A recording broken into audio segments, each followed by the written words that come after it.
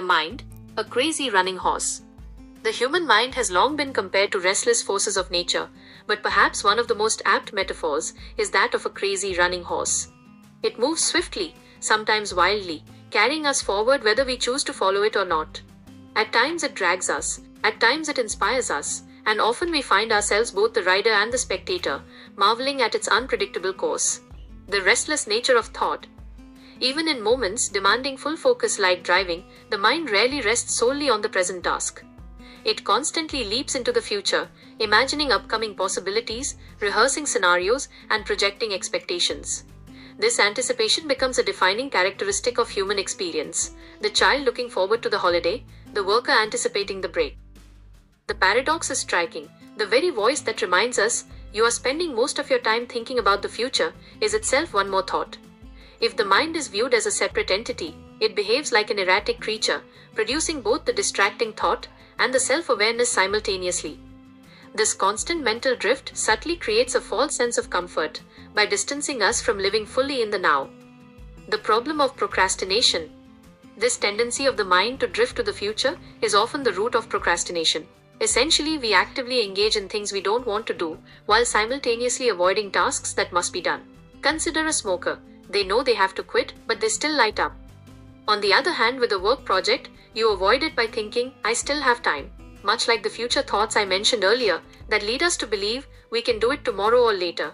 The mind uses the perceived cushion of future time to justify the comfort of present avoidance. Maximizing productivity beyond constraints. Boundaries and deadlines, though designed to organize, frequently restrict human effort.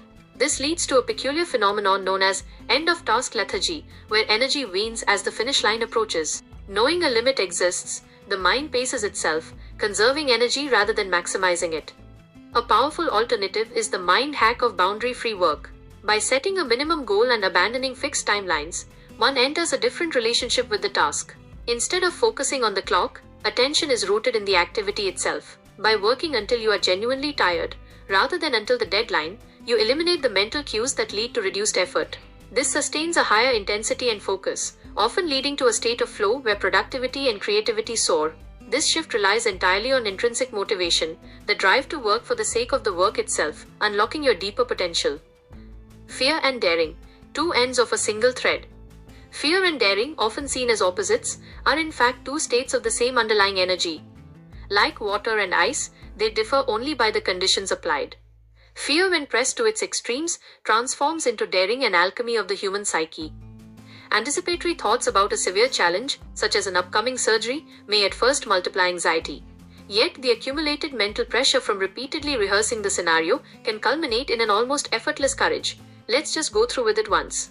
Future thoughts, therefore, can be a tool for strategic preparation, converting paralyzing fear into actionable resolve. The key is balance. When thoughts become obsessive worry, they are detrimental. When used for preparation, they become an asset. Defining yourself beyond thought. One of the most profound errors is to equate oneself with the thoughts one experiences. Thought is not identity. We are the observer, not the prisoner, of our mental content.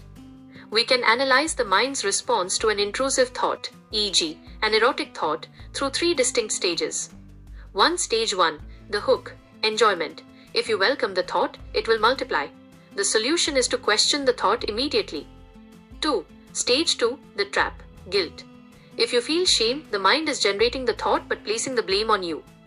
The solution is to reject the guilt.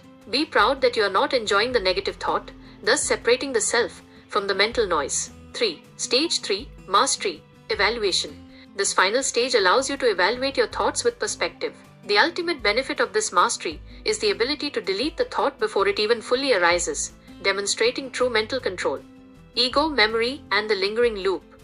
If the horse of the mind runs toward the future, it also drags behind it the shadows of the past. A single insult in traffic, a moment of humiliation, can poison an entire day. The incident is over, but the ego cannot acknowledge the finality, leading the mind to generate a loop of what if I said thoughts. The only remedy for this ego memory loop is acknowledgement. Once seen for what they are, echoes of what no longer exists, such thoughts begin to lose their grip. A second powerful remedy is to engage in meaningful, interesting work, redirecting the restless mental energy into a constructive, focused state. The mind may be a crazy running horse, But the rider who realizes he is not the horse at all discovers the path to freedom and balance.